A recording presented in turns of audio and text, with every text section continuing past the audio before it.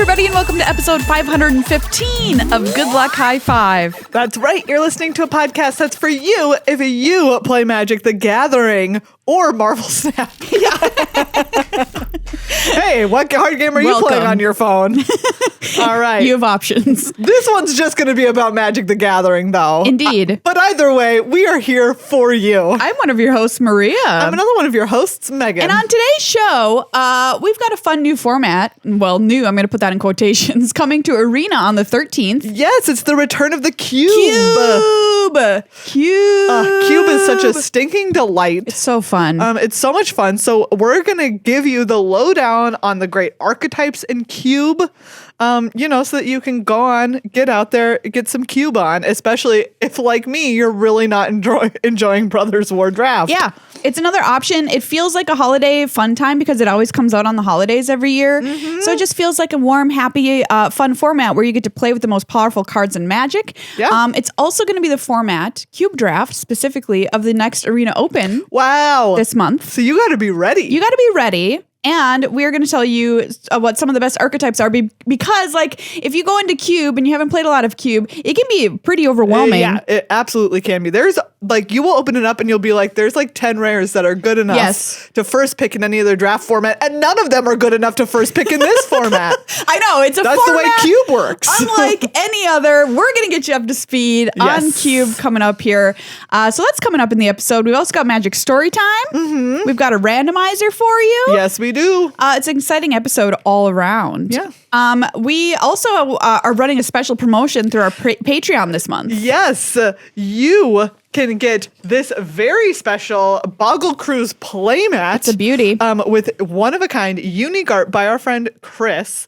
It's a really, really incredible. Only 98 of them. And let me tell you, we have about 40 claimed already. Holy cow. So if you want one of these buddies, you need to either become a new patron at $10 more a month. Yep. Or you can up your existing patron pledge by $5 a month or more. That's $60 if you're doing it annually for one of these absolutely spectacular playmats. We're also going to throw in Good Luck High Five pins that we had just made. Yes, brand new. Who do we have to say thank you to this week? Okay, we have so many people. Strap in. Get ready. And also, if you are a new or increased patron, this episode is for you. It's for you. And remember to go and claim whichever part of the episode specifically you want over in our Discord. Please do so. So thank you to Bennett, Hallie, Johan, Alvaro, Wing, Eggmoji, Michael, Robert,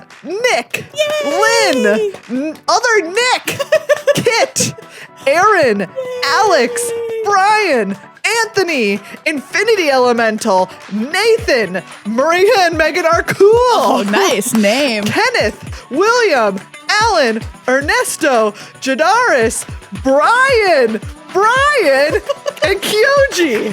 Yay! Thank you so much. Thank you so much. Thank you also for literally the best weekly patron read so far. This is the number one of all time. Absolute tops. Wow. Patron read. So Thank exciting. you all so much. Thank you so much. You make this show happen.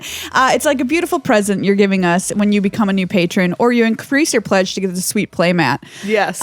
We like to make more content for you too, to be like, hey, thank you so much for being patrons. You get a lot for your money. Yeah. Last week we had a special patron only episode about Marvel Snap. Yep. And this week we're releasing a special in the Good Luck High Five podcast feed. So it's just going to be there for you. You don't have to do anything different. What? It's also going to be on the Good Luck High Five YouTube page. What is it? All right, everybody. It's a new special called Desk After Dark that I recorded with Mani Devuti. Wow. Yes. So Mani, if you don't know, is my news desk co-anchor for the tournaments for Magic the Gathering. And he was interested in talking about coverage, about the events that we do, answering questions about it, talking about some behind-the-scenes stuff. So if any of that sounds interesting to you, we have about an hour-long conversation about it. It's pretty cool. We recap the 2022 World Championship as well, talk about Arena Championships and what it was like to cover events virtually through the pandemic. That's going to be in your feed or on your YouTube on Wednesday. Wow. So check it out. This is like complete value add for you. Yes. And if you have questions about coverage, now you can ask them. You can ask them. Go and ask them. Put them in the comments of the video. We'll save them for the next time we record. Going to try and record after the big tournaments that we do, kind of recapping them and talking about the experience, that kind of thing. So keeping a running list of questions, everybody. Pretty sick. Yeah. Just value. Just straight up value. Just straight up value. And the theme song's really good. Not gonna, toot my own horn, but it's a pretty good theme song. So all right. Stay tuned for that. Thank you as well to our sponsor, Card Kingdom, cardkingdom.com/GLHF, the best place to go for all of your Magic needs / holiday giving needs. Yes. If you have someone in your life that you don't know what to get them yet, get the magic stuff. Get the magic stuff. Do you know what? You can't go wrong with magic stuff. You really can't. Even if they don't play Magic, what you're doing is gifting them a brand new hobby. That's so right. how about that? Just consider it. They've got holiday flash sales up on cardkingdom.com/GLHF. So every day it looks like most days of the week they've got a new flash sale that happens. So amazing. Right now today's flash sale is Magic Origins. The day we're recording this, Magic Oranges as we like to call it. Yes. One of those bundles for $20 as opposed to $30. Nice. So there'll be new flash deals like every day. So keep going back to their website and checking them out and seeing what the deals are. Are they already a Magic player in your life? Get them Magic stuff. Are they not a Magic player in your life? Make them one by getting them Magic stuff. Look at this. They have guides on there that are like best for new players, best for Commander players. Oh my goodness. Is that cool? Card Kingdom. Send your mom there. I've got a good randomizer for you, Megan. All right. It's maybe one of the spookier arts you've had to look at. Ooh, okay. I mean, it's spooky, but it's also just very sort of strange and off-putting. Here you go. Describe this art. Okay. What I'm looking at is I can only describe as a yelling skeleton. A Yellington. Yes, the skeleton is yelling. It's also wearing red armor, like a red helmet with a little plume out the back, and is carrying like a banner or a pennant with it. It's a yelling skeleton. And what's happening with its eyeballs? Its eyeballs are arrows that point up.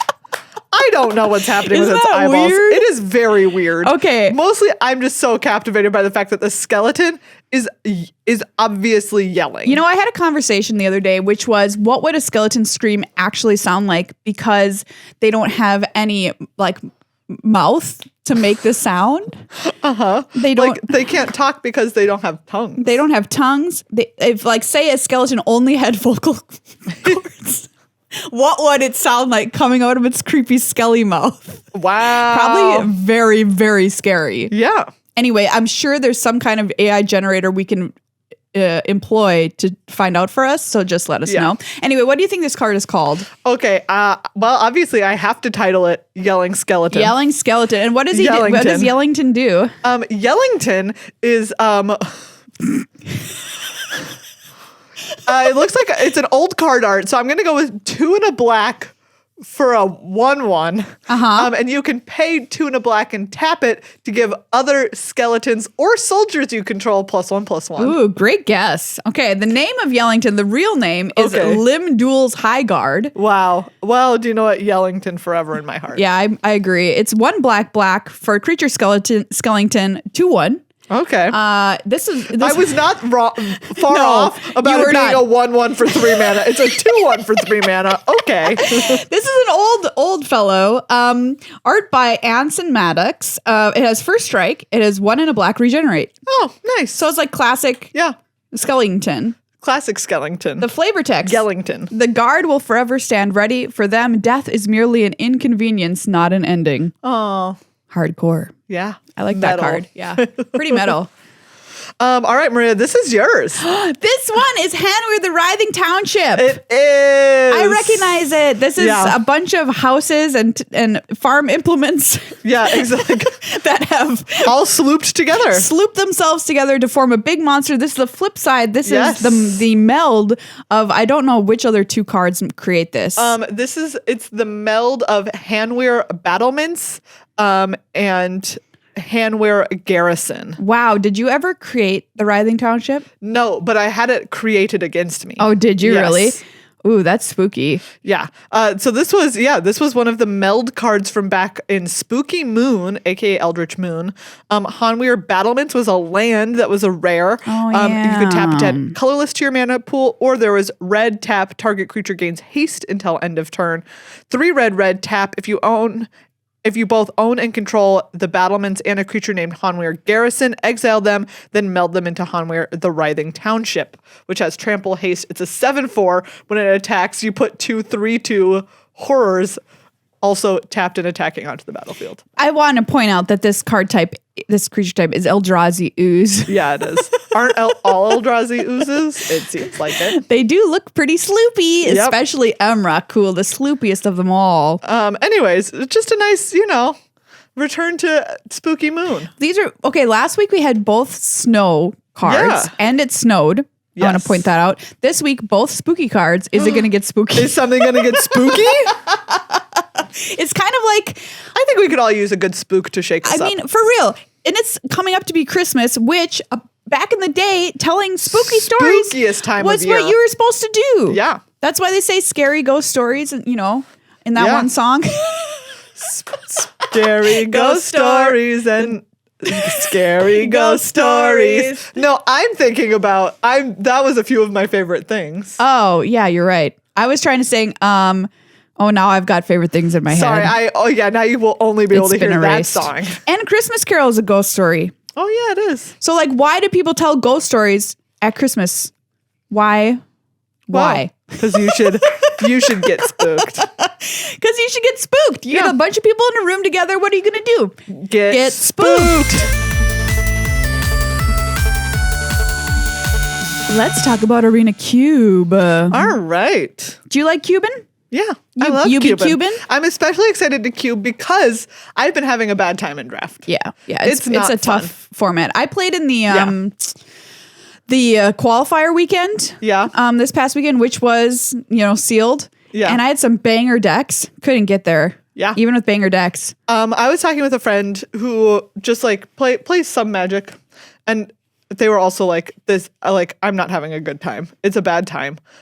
They're a better player than I am and better at draft, and they're But just I like, also it's a say bad people time. who say they love it. Who? I mean, I've seen it. Who, Maria? I don't believe you unless you can tell me Give me someone names. specific. Give me names so I can go find them and tell them why they're wrong. Do you know who I played in that qualifier weekend? Who? Qualifier? Yuya Watanabe. Wow. I was like, All right. and I almost won 2 of it working for those meddling kids. Yeah. It was so close. I think I messed up. Oh, it's okay. Story of my life. Yeah. I'll be in a tough situation, then I'll lose because I get too nervous. I know that this was supposed to be talking about Cube Draft, but I just want to complain for a minute more. Go for it. I just feel like, and I was talking about this with my friend also, like that it just feels like a lot of the games aren't decided by my decisions. What are like they decided by? It's just based on who drew a better rare or who drew fewer lands. Yeah. And it's like, or who drew like the better mix of lands and spells. Cause it like, and I'm including when I win in that. Like I, like even when I have like a 7 wins deck, I look at it and I'm like, I didn't remember these games for cool decisions that I made. It just felt like 100% across the board. It was decided by. Who played the big boom boom? Yes, exactly. Or did one of us get mana screwed or did one of us get mana flooded? There is no. Okay, I'm going to retract this thing I was about to say. Okay. Retract. What was it? I was going to be like, what is the mechanic in this set that helps you smooth your mana? And it's the smaller cantrip artifacts. Yes. Because they're trying to put those in all sets, you know? Yes. Anyway, I just tried to drink from my highball can, which, Yeah. by the way, is not, I don't mean a highball, it's an energy drink. And I spilled it all over myself. Yeah. You saw if you're watching the video. I also had to keep talking through it happening as if it wasn't happening. But here's the I was thing. working really hard. I would say that I mess up drinking something out of a can. 70% of the time I drink something out of a can. You should consider A glass. Okay. Yes. Honestly, Have that's you just what I was considered going to say. Have you considered a cup? But what would You can happen? have a travel cup and a straw. What would happen if I put this into a travel cup? Would it defizz? Would it defizz faster, do you think? Or would it be the same? Is there something about the can? It might defizz marginally faster just because you lose some fizz in the pouring action, and it has more of like, it might have more of a surface area to lose the fizz. We need some science on this. But I don't honestly, I think that your overall beverage consumption experience might still be net improved. Well, we could see. Yeah. Next week I'll come in with a little sippy cup and we'll see how it goes. See, if you put a cup with a lid on it, like a lid and a straw, then one, you can drink out of a straw, which is top way to drink a beverage, okay? I'm going to go on record with this hot we take. need a March Madness bracket. Best way to drink a beverage. Top way to drink a beverage is a straw. Versus can. I think I like can. I think personally. I have... Why? You can't do it! It tastes the best. So I don't like plastic bottle. Not interested. But canned sodas are like okay. Now we're really getting into it. Oh my God. Ways to drink a soda draft. are one, fountain soda. 2, like a 3 liter that you've poured into a cup. Oh, 3 liter. 3. Wait, do you mean a 2 liter? Or 2 liter, yeah, sure, whatever. If only they sell a 3 liter. Big one. Yes. That you pour into a cup. Yeah. 3 that's pretty good. is a can. And 4 is a bottle. Okay, yeah, I think I might agree with you. But what about plastic versus glass bottle? Does a glass bottle change your ranking? Glass bottle Coke is top. That's top above fountain soda. Holy cow. It goes glass bottle. Okay, glass bottle. And where's straw in this? You can use a straw in any of these scenarios. And a straw will, no matter which scenario you use it in, will improve it? that scenario. Ooh, okay. Okay, what were we talking about? You know what? Who knows? Who can say? I need to backtrack all the way through. Like, what have we talked about? Okay, ranking ways to drink a soda. Straws. Top ways to drink Maria things. drinks this can like an idiot. Anyway. All right. Cube Draft. It's running December 13th through January 1st on Magic the Gathering Arena. It's a selection of the best cards that exist on Arena. So you can play the most powerful stuff that you possibly can in this. It's Phantom, meaning you don't get to keep the cards, which keeps the cost down, 4,000 gold or 600 gems, best of 1 or best of 3 available. You win gold and individual card rewards. Yeah. So there is a refreshed card list. Yes. For this, they're always updating it. Yeah. Which is very exciting. You know, you get the latest hits. Yeah, the latest and greatest hits. And like we said, the Arena Open this month is going to be Cube Draft, which is very fun to have an open that's a draft, day 1 and day 2. And that's on the 17th. If you want to mark your calendar, that's day 1 of that event.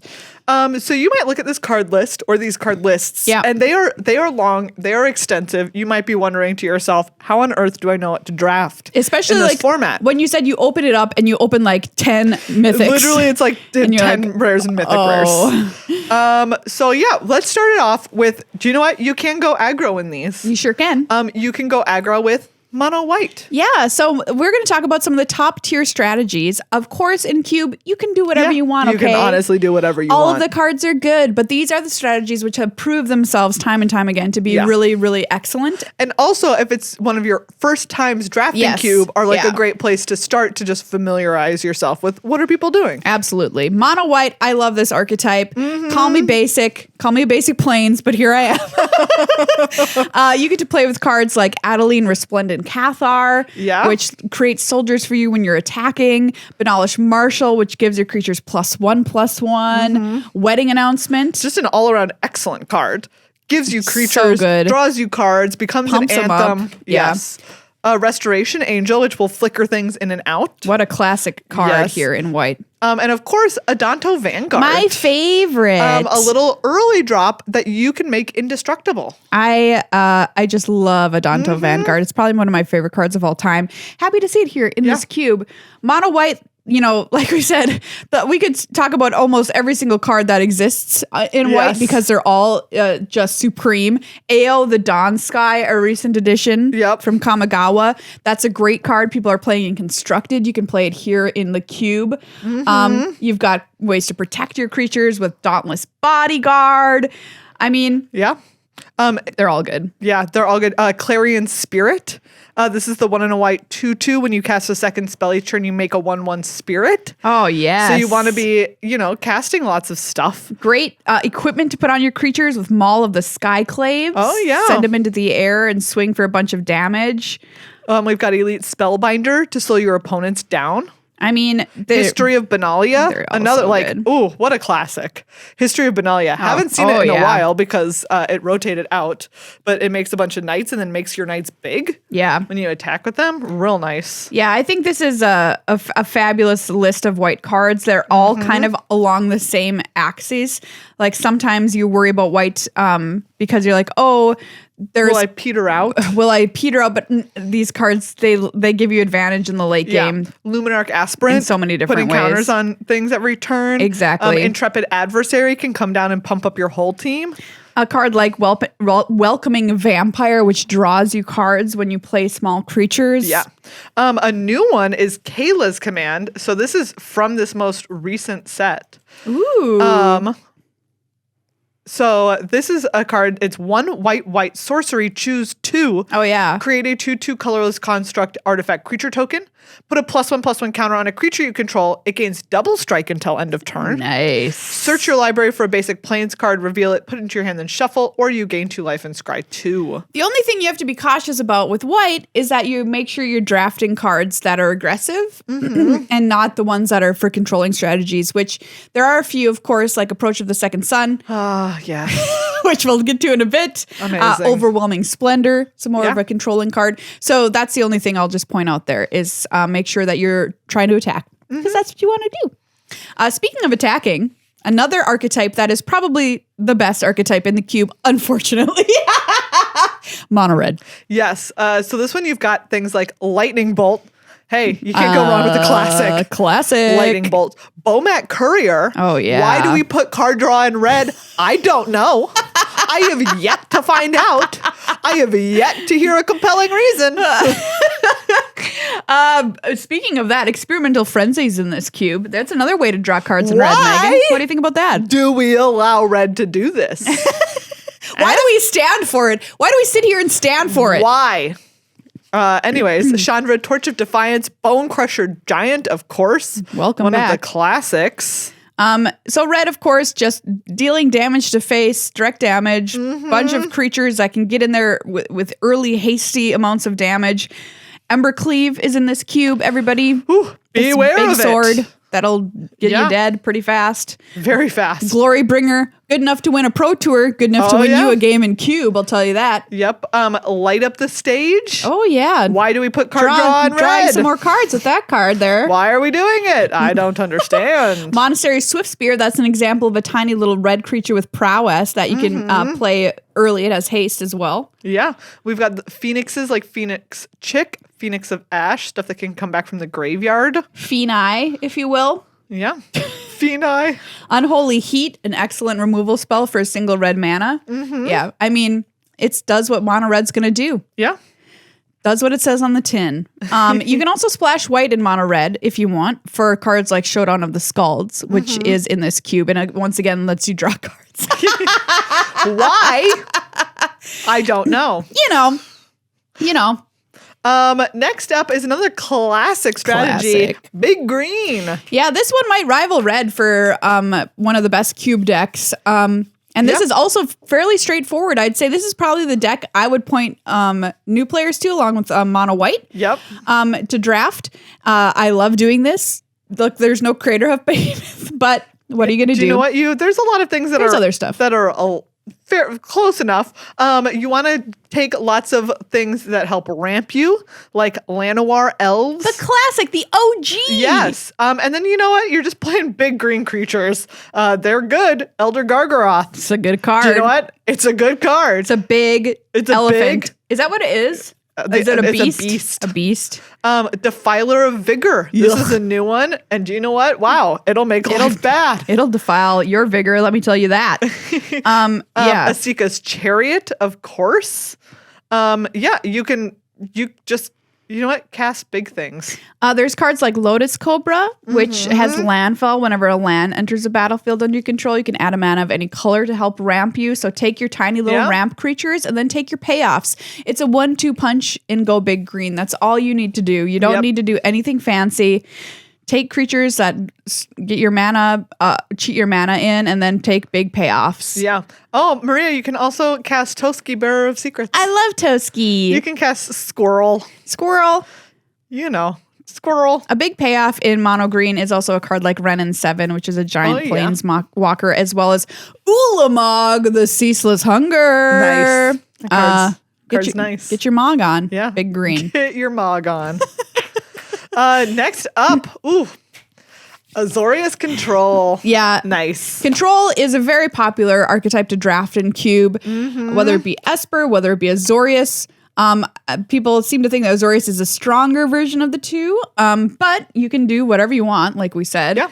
So we're going to talk about Azorius Control. We mentioned Approach to the Second Sun. Yes. Just a nice clean win con. You don't have to attack. You don't have to do anything. Approach the Second Sun, the end. The end. You win. Of course, there's tons of card advantage, like Teferi, Hero of Dominaria. Yuck. Love him. 5 mana Teferi. Sphinx's Revelation. Oh, there you go. Never had the joy of casting a Sphinx's Revelation. Oh, yeah. Do yourself a favor. Just draft this deck. Take a Sphinx's Rev. Cast a Sphinx's Rev. It'll change your life. Okay? Casting a Sphinx's Revelation is gonna change your life. One of the cool things about Cube is playing with cards that have been like iconic across the game for so many years since its inception. One of those is Counterspell. Yeah. Counterspell is in this cube. 2 blue mana, Counterspell. Yeah. There you go. You know what? A great thing to do in Control is to take extra turns. Yeah. Once you've really established that you your can. dominance. Yeah, you can take Alrund's Epiphany. Oh, yeah. Make some birds. That's a great one. I like Sublime Epiphany is another great later game spell. That card is so powerful. It does everything. Feels great. Just to cast one. Yeah. Yes, accurate. You know what? Can you unlock using all 5 modes? Try it. Have you done it? Yes. I feel like I definitely have in Cube. Yeah. A new I'll save this one for the next archetype that I'm going to talk about. Anyway, is there any more that you want to talk about? There's Shark Typhoon. Yeah. There's Search for Azcanta. Great. Search for Azcanta. Amazing. It's really all great. there for you. It's extremely strong. Yeah. The next archetype that we want to mention is it Tempo? Yeah. So if you're like, I don't want to be classic aggro. Yep. I don't want to be classic control. Hey, you can be Tempo with cards like Terramander and Sprite Dragon, little cheap flyers that can get big. Excellent. You have cards like Magma Opus that you can cast later. Lightning Bolt, Expressive Iteration. You've got card advantage. You've got removal. You've got cheap little creatures to get in there. Yeah, you've got your small creatures. You bounce your opponent's stuff or you counter it so they can't get anything on the board. And then you swing in with your little dudes for the win. Tolarian Terror, I wanted to point out, is now in this cube. That's going to be a really nice addition to this Is It Tempo deck. Totally goes in this Is It Tempo archetype. Can you cast a Tolarian Terror for 1 blue mana? I bet you can. That's another challenge for you. you. Can you get it done? All 5 modes of Sublime Epiphany, 1 mana Tolarian Terror. Yeah. We'll make a little bingo sheet Make for it happen. you. Yeah. Cube bingo. Cube bingo. Oh, that's cute. That's a cute idea. If you're playing Cube and you really want to play Cube, you want to play all the cards that you take, you can play 5 color. Oh, amazing. I love playing 5 color in this cube because you have stuff like Field of the Dead, which just rewards you eventually for just playing lands. Making a bunch of zombies. Make your land drops, make zombies. Golos Tireless Pilgrim. Gross. Asika, God of the Tree, who the other side is the Prismatic Bridge. Oh, so good. If you can cast a Prismatic Bridge, it is so much fun. Oh, it's excellent. You just get to put permanents into play. It's incredible. That's my goal for myself this cube. I want to do that. Yes. Because it's so fun. It is very, very fun. Oracle of Moldiah. This is one of my favorites across a lot of cubes. Yeah. It's a card. It's 3 and a green for a 2/2. And you can look at the top card of your library. You can play lands from the top of your library. And you can play an extra land each turn. Really, really, really cool. good. Especially in a deck like this. So you've got to prioritize taking lands in this archetype. When do you take them if you're drafting this? I mean, unless there is like my I think my order for drafting in this kind of goes at the top is the huge bombs, and I'm talking about that only includes Field of the Dead, Golos, and Asika. Yeah, I agree. I take one of those 3 cards. If I don't see one of those, I take a land. Okay, great.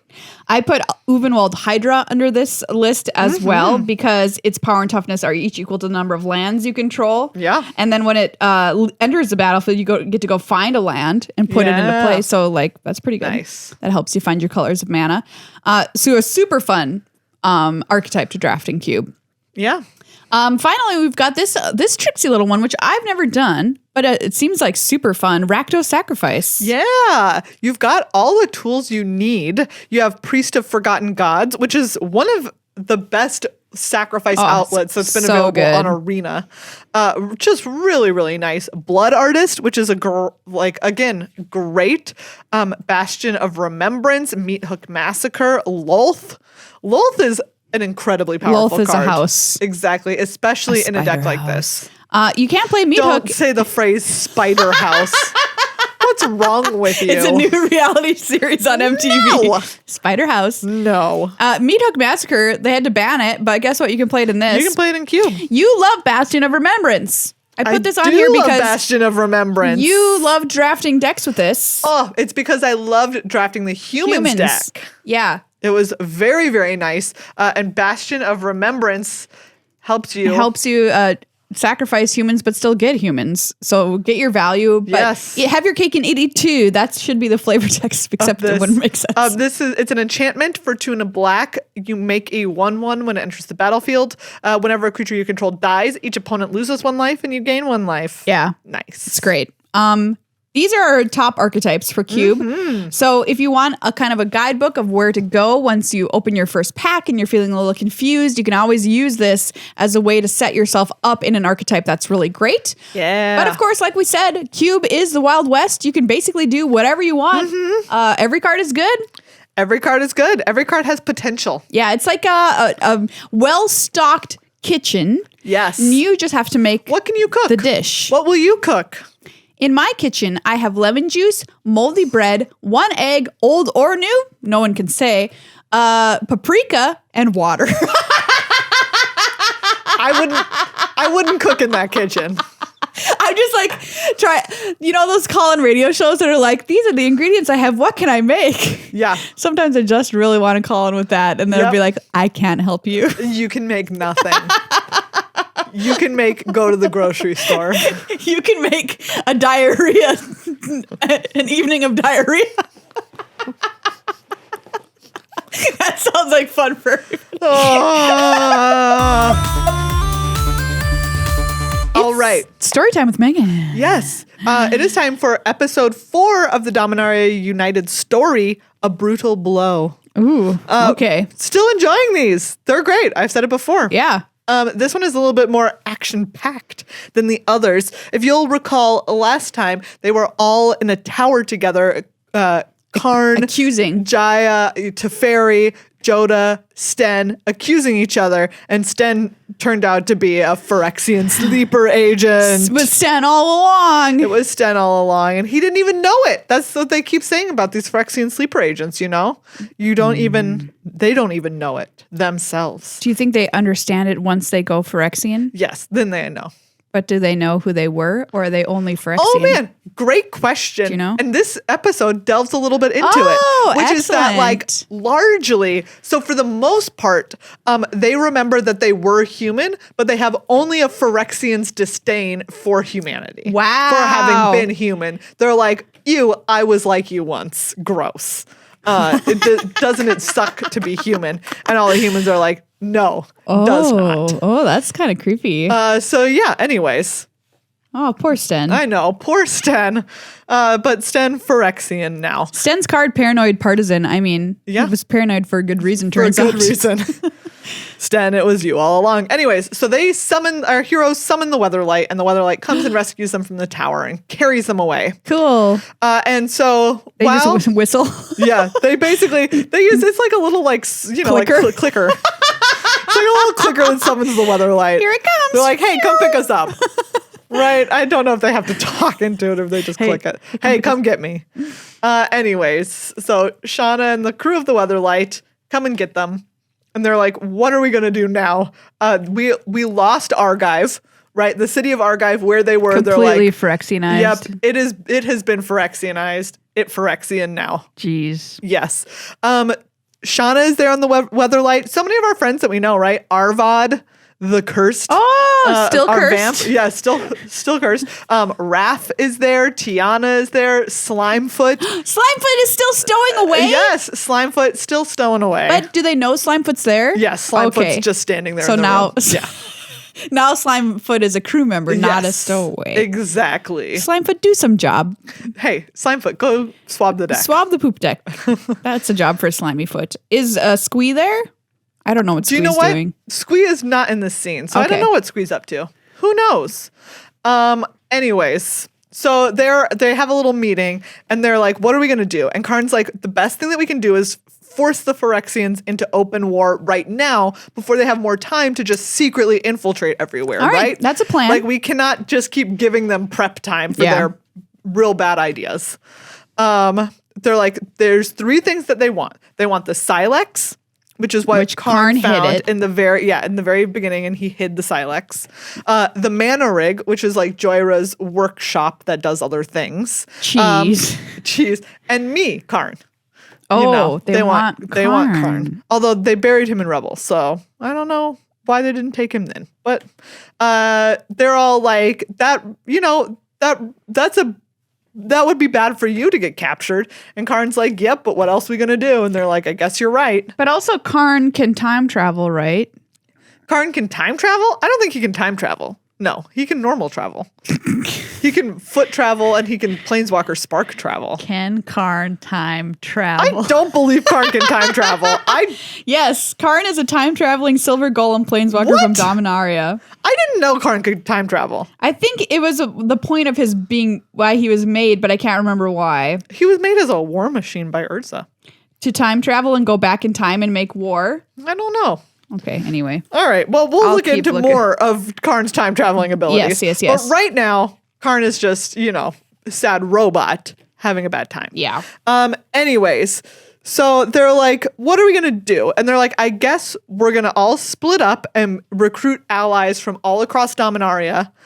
And we'll get them to all come here to the Mana Rig and we'll fight the Phyrexians. Oh, yeah. And Raph is like, yeah, my sister will join you. Jaya's like, I'm going to go find Danitha. Joda's like, I'm going to go find the elves at Yavimaya. Karn's like, I'm going to go to the Mana Rig, talk to Joyra. Assemble the Legion. Exactly. They're like, we're gonna all go. Teferi's like, I'm going to come with you and go also get allies from Shiv, the dragons and the Viashino and the goblins and all the red manas from Dominaria. Okay, Karn was created to travel back in time to correct errors Urza had made in the past. Oh. Yeah. It didn't work and caused rifts, which eventually destroyed the Tolarian Academy, etc. Wow. Yeah. Karn. Well, Urza's fault. Yes. But Karn feels bad about everything that he did, even though Urza made him do it. Oh, so Karn. I know.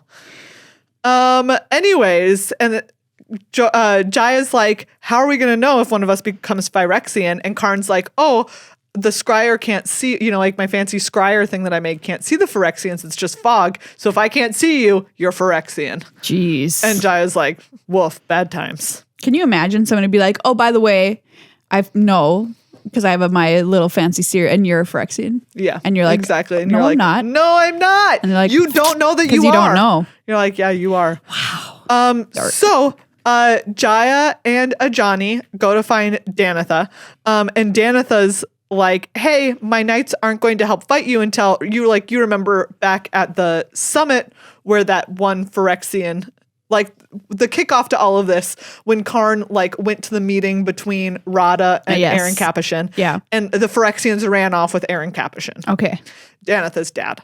And they were like, Danitha's like, I'm going to go rescue my dad first. Come help me. And, either way, after you help me, we'll help you. Sure. Okay. And Jaya's like, we don't have that kind of time, Dad. Jaya is initially like, we don't have time for that. And Danitha's like, well, you're going to have my soldiers, so. Exactly. Wow. So let's go rescue my dad. Joda goes to Yavimaya to talk to the elves. And he's like, oh, there's this Maria is the name of the current Yavamayan elf leader. And she's like very young for an elf. And he's like, what's going on? And she also likes Thran technology. And Maria's like, that's look, cool. buddy, the elves aren't going to leave Yavimaya, okay? We're just going to stay here. If the fight comes here, we'll fight him. And if the fight doesn't come here, we're not going to fight him. We're not going with you. And Joda's like, that's a bummer. I failed. Why does he think he failed after literally one 4-minute conversation? I don't know. Joda apparently he did thinks what he was supposed to do. He can't force them. I mean, but he could talk to them more. He talks to her once for like 4 minutes and is like, never So the mind. elves are like, no. Yes. The elves are like, no. And Joda's like, bummer. Wow, that's like Lord of the Rings right there. You're not wrong. You know what? Nah, we're good. All right. We return to Jaya and Ajani and Danitha. There's a cave with Phyrexians in it where they have Aaron Capuchin. And they've made like a whole attack plan for this cave. Yeah. There's like an attack farther out, like a little skirmish, draws some of them out. Jaya makes like a fire in the cave, like blasts a fire in the cave. Whoa. And they all come running out. Obviously, they're spooked. And then the knights start fighting them.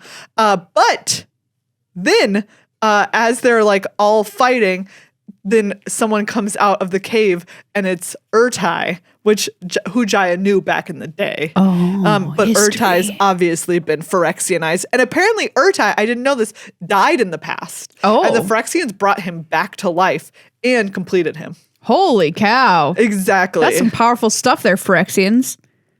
So anyways, they're very spooked. Urtai's there. And then he's like, and also, look, here's Aaron Capuchin. He also been a little bit completed. We'll come back to that in a minute, though. Oh, now we go to Karn, who is talking with Teferi and Joyra. Teferi's like, you know what? The goblins are in with us because they think everyone else eventually is going to come along. And the goblins want to be like, we joined first. Smart goblins. Exactly. The Viashino and the Daragaz and the Gitu and Daragaz is like the big dragon of the place. Yes. And the dragons are like talking about it. The Gitu are thinking about it. The Viashino are thinking about it. Anyways, real bad for us. Look, we'll see if we they know come how around. to fight them. They Exactly. don't like fire. Yes. And then, right, so they're in Shiv with the mana rig and everything. Yeah. And the Weatherlight is there circling, and then like a giant Phyrexian monstrosity comes and starts like attacking the Weatherlight. No, not Exactly. our car. And they're like, oh no. And the Phyrexian like big monstrosity in the air is just easily like housing the Weatherlight, right? Our but Subaru. Then Daragaz time. comes flying up and just full on incinerates the Phyrexian. Oh, just Daragaz! lights it up. Yay! Exactly. Good job. Lights it up, flies down, and is like, all right, we're with you. We're with y'all. I just saying a couple of times in the story, you've mentioned fire against the Phyrexians, and both times the Phyrexians were like, I don't like fire. No. Yeah, they don't like fire. That's for sure. They're anyways. water type Pokemons. All right, now we cut back to the cave with Jaya and Danitha and Ajani, and Aaron Capuchin has stepped out and he been Phyrexianized, but Jaya's like, oh, Aaron, unlike all the other Phyrexians, is self-aware and can feel that he's been Phyrexianized and has like his two sides at war. The part of him that's human and is like horrified, and the part that's Phyrexian. Spook. It is very spooky. I'll read this part to you. Okay. He was still Aaron Capuchin, and he knew what had been done to him, what it meant. His lips formed the words, "Please don't look at me," but he did not and could not voice them. Wow. I just Horrifying. got chills. Spooky. I got Anyways. chills. Urtai is like, "Hey, Aaron, go fight your daughter." And so Aaron is like, he's like fighting kind of like jerkily because he's like trying to Not fight. Yes, he's trying to not fight. And then Aaron's like, Danitha, freaking kill me, okay, please. Oh, and Danitha's tragedy. like, I'm very sad, but yes. And so she kills him in a fight. It's a bad time. Yeah. And then they're like, oh, okay, great. We've killed Aaron Capuchin. We couldn't rescue him. Real bummer. And then the mountain like shakes and like a Phyrexian monstrosity, like a big like war machine dreadnought Phyrexian shakes loose from the mountain and starts to attack all the soldiers. And it's big and it's a problem. You know, it's like the size of a mountain. Okay, we cut back to the forest with the elves. Yeah. Just as they're like Joda's about to leave and Mary is about to leave, they're like, something's coming. And then sure enough, like a big dragon engine that none other than what's her name? None other than what's her name? None other than what's her name? Rona. That Rona is piloting, comes in and like sonic roars through the forest and makes like kills birds with its sonic roar, literally. And destroys a bunch of trees. It's just like uprooting trees. And now the elves are like, okay, now you've gone one step too far. Yeah, Maria is like, oh well. But luckily from where as it pulled itself up from the earth, it also exposed all these other Thran artifacts. And Maria, one of her things was like she's into the Thran artifacts, and she sees one and she's like, if you get me over to that artifact, I think it'll help save us. And they're trying to, kill the big dragon engine, but it is a giant metal dragon engine. It don't care. That's why you bury your valuables in the backyard. Yes. Okay, we jump back to Urtai. They're all losing. They're losing, okay? Our boys, they're losing. Danitha, Jaya, Ajani, they losing. That's it. Back to the forest. Okay. Joda for a while makes a shield. He's like, okay, I can make a temporary shield for the next sonic blast that this dragon engine sends at us. Okay. And while we do that, I can portal you over to where that thing is. Or wait, no, Maria is like, I have this fancy Thran glider. So she grabs him and they fly down to this artifact that she saw. I want to ride on it. And he's like, okay, this is what I think it is. And so she activates this little artifact and she's like, portal me and you out of here right now, buddy. And so he portals them out and she chucks it through, at the very last minute. Great. And it turns out that it's like this Thran artifact that creates a huge spherical vacuum.